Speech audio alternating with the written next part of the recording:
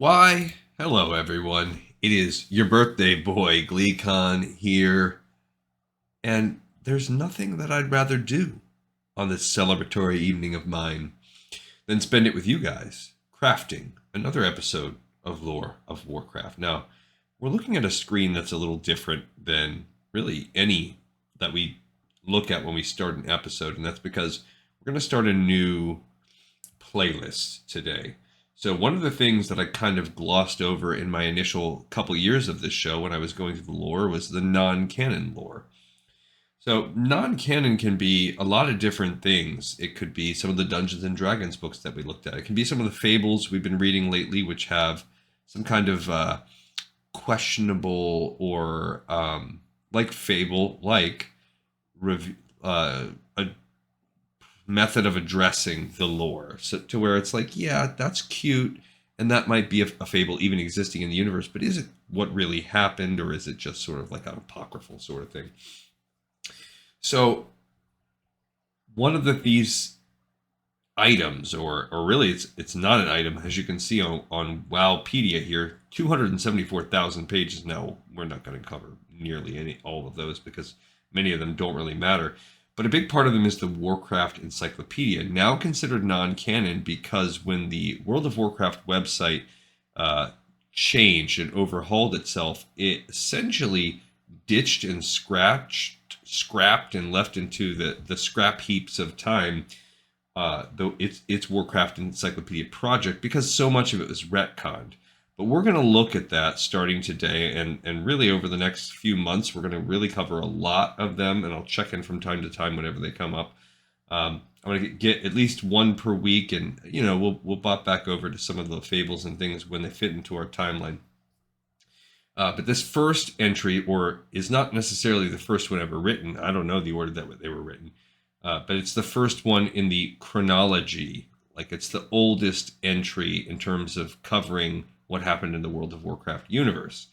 The Wowpedia site has done a fantastic job maintaining, curating, and not necessarily restoring, but keeping alive these links, these words that are no longer available. And thank goodness that they have, because otherwise they'd be gone forever. So in case this site's ever defunct, this YouTube channel will also keep that fire burning.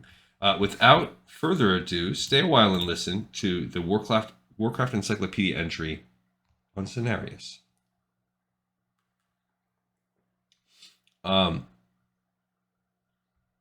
It was also called, or Cenarius himself is also known as the demigod of the groves, or Lord of the Groves. And let's read this. As the son of Elune, goddess of the moon, and the demigod Malorn, Cenarius inherited a deep connection to the world of Azeroth and its creatures. The Tauren have a myth that purportedly relates the story of Cenarius' conception. When Cenarius' birth sent a ripple through the Emerald Dream, Ysera took an immediate interest in him. Guiding him into the dream, she taught him much of its secrets and became a foster mother of sorts to him. In fact, the affectionate understanding that she and Cenarius shared has led many of Azeroth's elder races to mistake the pair for mother and son. Cenarius grew to love the lush forests of Ysera's verdant realm. He could often be found treading its infinite dreamways, either watching over Azeroth and its creatures or simply hoping for all that they might yet become. And we had some pretty cool, in the War of the Ancients, there's a lot of like FaceTime that we get with Cenarius. The Night Elves. When the Night Elves first developed around the Well of Eternity, their curiosity led them to meet and befriend a number of powerful entities, including Cenarius. The demigod became fond of the Night Elves, and he spent a great deal of time teaching them about the natural world. Under his guidance, the Night Elves developed a strong empathy for the living forests of ancient Kalimdor and reveled in the harmonious balance of nature. Over time, however, the Night Elves were increasingly drawn to the cosmic energies of the Well.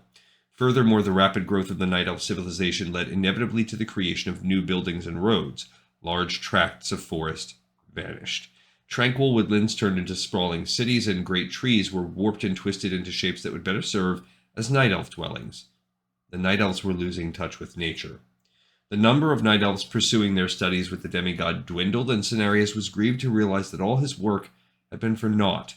Reluctantly, he departed Night Elf lands. He resolved that he would respect their choice, however much he disagreed with it. From that point forward, Cenarius retreated into the wilds of the world and avoided most sentient races until they came to doubt his very existence. The First Druid. Millennia before the Night Elves' interest in arcane magic led to the Great Sundering, Malfurion's Storm Rage came across several legends that referenced the mysterious Cenarius. Malfurion had always had great reverence for the natural world, although the Night Elves as a race had long since abandoned any interest in such matters. He shared these legends with his twin Illidan Storm Rage and their mutual friend Tyrande Whisperwind. The three Night Elves decided that it would be an exciting adventure to search for Cenarius, though in truth, they no more believed in the demigod than the rest of their people did. It wasn't long before scattered plants and animals of Azeroth brought tidings of these three Night Elves to Cenarius. Surprised and intrigued, Cenarius located the Night Elves and looked into their hearts. He saw great promise in Malfurion, a promise that made up Cenarius' mind.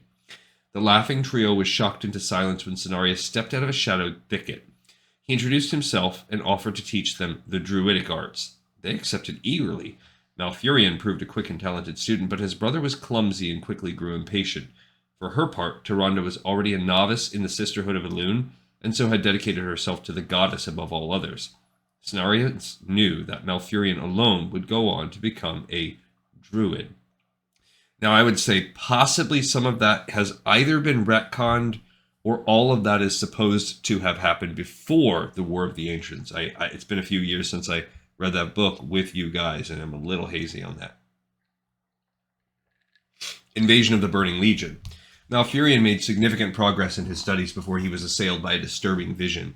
He watched helplessly as the Highborn inside the palace abused the Well of Eternity's magics. The vision gave him the strong conviction that Queen Azshara and her high-ranking spellcasters would cause a catastrophe unless someone intervened. Malfurion brought his concerns to Cenarius, who was greatly worried. Even so, the Night Elves realized what was happening too late. Demons poured out of the royal palace and began to slaughter everything in their path. The War of the Ancients had begun. As the crisis unfolded, Cenarius taught Malfurion all he could, and then sought out the other demigods of Azeroth. They were unaccustomed to the idea of working together, and as a result, it took no little persuasion from Cenarius before they finally agreed on a course of action. They rode to the battlefront and found that the war was well underway. Quickly, Cenarius assessed the situation and then led the other demigods to the leader of the Night Elf army, Captain Jared Shadowsong. The astonished captain readily accepted the demigod's offer of assistance, and the tide of battle seemed to shift. Loss. Reacting to the new and powerful threat, the vast demonic army refocused its attacks on the demigods, who were soon overwhelmed. Cenarius was badly wounded and completely surrounded by the time Malorn charged up and drove back his son's attackers with a few sweeps of his massive antlers. The Night Elves scrambled into action, pulling the unconscious Cenarius to safety. Malorn easily held the demons off for a time, then Archimonde came forth and engaged the giant stag in single combat, ultimately snapping Malorn's neck. Malfurion was furious and grieved. He called roots out of the ground to attack the Demon Lord. As the plants tightened their stranglehold on the demon's massive form, Archimonde was forced to teleport away in order to escape. Ysera was sad to learn of Malorn's death, and her dragonflight carefully helped Cenarius enter the Emerald Dream, where the green dragons ministered to his injuries. Despite his sorrow and the lingering effects of his wounds, Cenarius emerged from the dream not long after the Great Sundering, for he could feel the land cry out for healing. To his horror, he discovered that Illidan Stormrage had created a second Well of Eternity. Jared Shadowsong left Illidan's punishment to Malfurion, who felt it would be the height of folly to leave Illidan free to continue his reckless pursuit of power. Thus, with Cenarius' help, Malfurion sealed Illidan within a vast underground barrow prison, there to remain chained and powerless until the end of time. Again, not sure if that timeline has been just tweaked just a bit when you read the Well of, or the War of the Ancients. In my recollection, I feel like they tweaked it a little bit. Seclusion of the Night Elves. Tyrande Whisperwind, now High Priestess of Elune, implemented sweeping changes throughout Night Elf society. She organized a new all-female army, the Sentinels, and decreed that it would be directed by the Sisterhood of Elune. Nobility and sorcery were now considered the relics of a decadent and shameful past. Nevertheless, a group of Highborn under Dathramar's Sunstrider refused to give up practicing arcane magic. After discussing the matter at length, Tyrande and Malfurion made the difficult decision to exile their defiant kin. In the wake of the group's departure, the remaining Night Elves deliberately withdrew from the rest of the world. A veil of mist descended upon their entire continent, shrouding its presence from passing sailors. Meanwhile, Cenarius remained nearby in the moonglade of Mount Hyjal. His male offspring, the Keepers of the Grove, kept close watch on the Night Elves and regularly helped the Sentinels maintain peace in the land. Even Cenarius' shy female descendants, the Dryads, appeared in the open with increasing frequency. Now, that veil, probably, but was it really a veil, or was it the Sundering that stopped Kalimdor from being discovered in the same way that Europe discovered North America? I don't know. New races arrive in Kalimdor. Time passed and a new race arrived on Azeroth, the Orcs, who originated on the planet Draenor. Under the influence of demons, the Orcs had changed from peaceful, shamanic society into the bloodthirsty Horde. They waged war upon the humans of the Eastern Kingdoms and killed countless other creatures during the First and Second Wars.